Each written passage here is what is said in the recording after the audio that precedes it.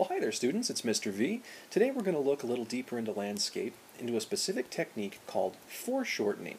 Now you may have heard this word before. Foreshortening is a term that's applied to art when you're going to make something look 3D by compressing parts of it. Meaning, if I had a dinner plate right in front of me, a big circular one, and I rotated it slightly so it was flat on a surface, those edges would start to compress and turn it into an oval. And believe it or not, you've already been exposed to this when we learned how to do rounded forms in perspective. That actually was foreshortening, where we took a sphere or a circle or a dinner plate shape and made a rounded shape in it to make it look 3D. So it's really nothing new to you guys. What we're going to do is start with landscape first, and as we get into more detailed forms like people, objects, we'll learn how to foreshorten those as well. Now, foreshortening is applied in other areas besides just landscape. Foreshortening is the optical illusion that things are closer and further away, and you do that by making some parts of it bigger and smaller. This is a frame from my graphic novel that I'm working on. Now, in the graphic novel, this robot character in the foreground is about as large as the character in the background. They're about even height, but if you use extreme camera angles, the foot would be the closest thing to you, so the feet are going to look bigger. Look how the feet are bigger than the torso and the arms, and the character off in the distance is really tiny. That's foreshortening. This piece right here that was painted in Photoshop was drawn using foreshortening. Well, if we look at the rows of bushes, we have several planes of them, about 3 rows of bushes that gradually fade into the background. Now, if you look, the ones that are closest to us are spaced the furthest apart. But as they start to get further and further away, closer to where the horizon line would be, they start to compress. That means get crushed together, and the gap between them becomes smaller and smaller.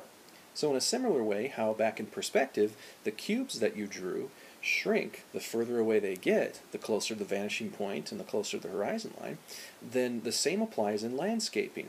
Planes that go left to right or even up and down, the further away they get, the more compressed they get.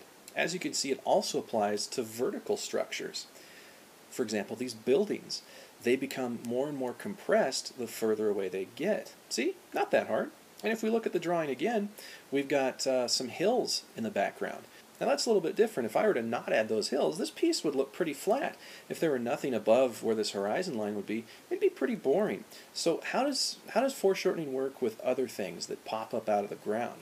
Well, plains like mountains or street signs, buildings, skyscrapers, hills, trees, and so on. All that happens is it just creates another receding plane for you to work with. So if down here on the bottom we've got receding bushes, well, we're also going to have receding mountains that get more and more compressed as they get further away as well. And so why do we do this? Well, foreshortening makes your piece believable to your audience. It makes your audience look at your piece and say, oh yeah, you know, that could happen. It makes your work look competent. Your work contains technique. Your composition comes together and fits together and looks really cool. Work that usually doesn't have any attention to foreshortening looks amateur, very weird, basic. It's difficult for the viewer's mind to wrap around exactly what we're looking at. And you'll see that in a couple other images that I show you. So how do we think about this? Well, in my opinion, a checkerboard is one of the best examples for working left to right, like if you're working on planes that are flat. The strips that go left to right on the checkerboard, they get more and more compressed. Think like that when you draw receding planes in your piece. Now that doesn't mean to make things flat like a checkerboard, because if you look at these bushes, they're anything but flat. This checkerboard those are just squares drawn on the flat surface. No, it's planes that we're talking about. This is an example of a landscape piece that does not give attention to foreshortening. The hills are all the same size as they go back. Now granted, they're overlapping each other, but what good is it to overlap your forms if they don't get smaller as they go off in the distance? So what really would have helped this piece would be if the hills, even though they overlap, you know, the ones that are further away from us, start to get a little bit smaller as they go. Let's take a look at some of Vincent van Gogh's work. Now, Van Gogh's paintings may not be photorealistic, but that doesn't really matter.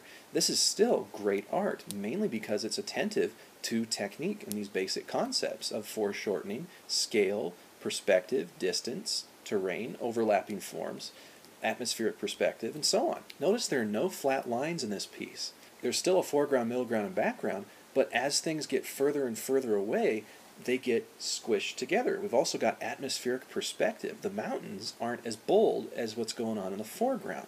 There's even a little bit of blue in them because there's blue in the sky. Here's one that's very photorealistic. So if we were to draw lines over this piece, horizontal lines suggesting, where the planes are at, then this one would look, it would still start to foreshorten off in the distance, from the area of the foreground in front of the river, and the middle ground where the house sits on top of the hill, and all the way back and so on.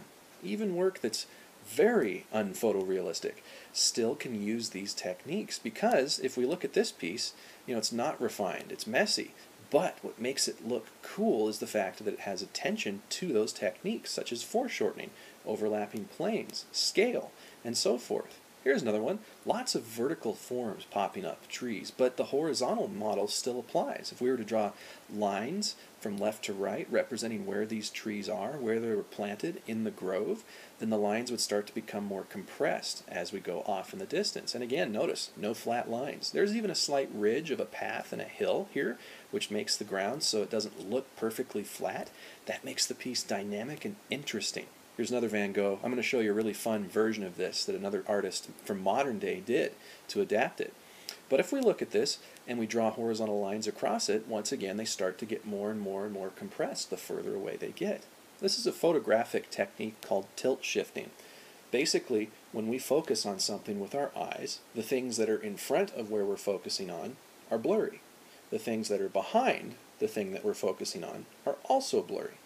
If you were to do this with a camera, it gives the illusion that things are very teeny tiny. And what this artist did was take a Van Gogh painting and tilt shift it, meaning the planes in Van Gogh's work, his foreground, middle ground, and background, and his receding planes that were foreshortened, they were so defined that this artist could actually go in there and tell which ones he or she would blur, and which ones would be clear, and then which ones behind it would be blurred again. Very cool effect, which goes to show that Van Gogh knew what he was doing in technique.